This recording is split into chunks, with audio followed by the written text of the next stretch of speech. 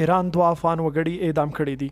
د رسنیو د راپورونو له مخې ایران په خپلو 2 زندانونو مناب او بندر عباس کې د نشهیي توکو د قاچاق له قضیې سره سم 2 افغانان اعدام کړي دي.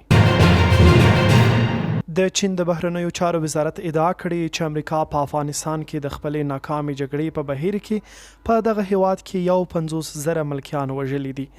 د چین د بهرنیو چارو وزارت ویان په افغانستان کې د امریکا د ماتې په 1 کلنۍ کې اعلام کړی چې په افغانستان کې د امریکا په مشرۍ بهرنیو ځواکونو څه ناڅه 50,000 ملکیان وژلي دي.